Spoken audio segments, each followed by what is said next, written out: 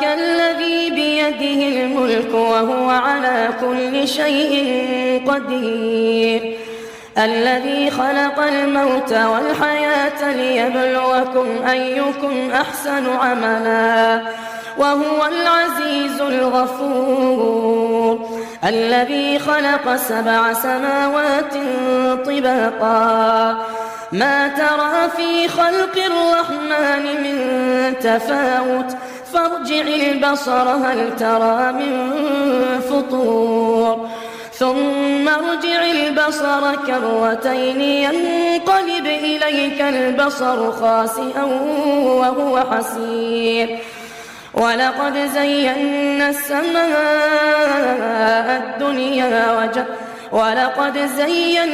السماء الدنيا بمصابيح وجعلناها رجوما للشياطين وأعتدنا لهم عذاب السعير وللذين كفروا بربهم عذاب جهنم وبئس المصير إذا ألقوا فيها سمعوا لها شهيقا وهي تفور تكاد تميز من الغيظ كلما ألقي فيها فوج سألهم خزنتها ألم يأتكم نذير قالوا بلى قد جاءنا نذير فكذبنا وقلنا ما نزل الله من شيء إن أنتم إلا في ضلال كبير وقالوا لو كنا نسمع أو نعقل ما كنا في أصحاب السعير فاعترفوا بذنبهم فسحقا لأصحاب السعير إن الذين يخشون ربهم بالغيب لهم مغفرة وأجر كبير وأسروا قولكم أو اجهروا به إنه عليم بذات الصدور ألا يعلم من خلق وهو اللطيف الخبير هو الذي جعل لكم الأرض ذلولا فامشوا في مناكبها وكلوا من رزقه وإليه النشور أأمنتم من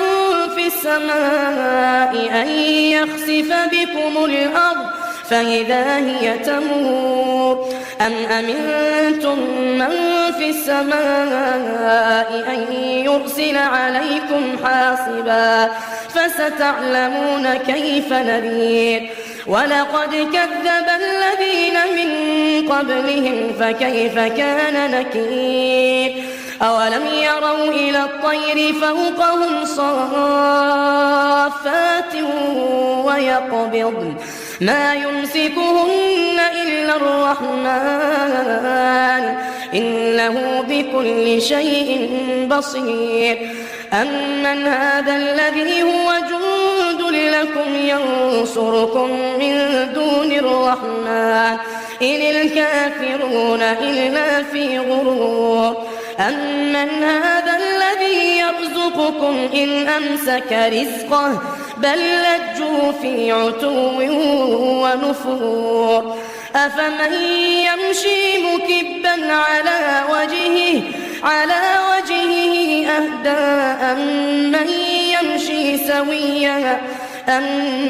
يمشي سويا على صراط مستقيم قل هو الذي أنشأكم وجعل لكم السمع والأبصار والأفئدة قليلا ما تشكرون قل هو الذي ذرأكم في الأرض وإليه تحشرون ويقولون متى هذا الوعد إن كنتم صادقين قل إنما العلم عند الله وإنما أنا نذير مبين فلما رأوه زلفة سيئة سيئت وجوه الذين كفروا وقيل هذا الذي كنتم به تدعون قل أرأيتم إن أهلكني الله ومن معي أو رحمنا فمن يجير الكافرين من عذاب أليم قل هو الرحمن آمنا به وعليه توكلنا فستعلمون من هو في ضلال مبين قل أرأيتم إن أصبح ماؤكم غورا فمن يأتيكم بماء معين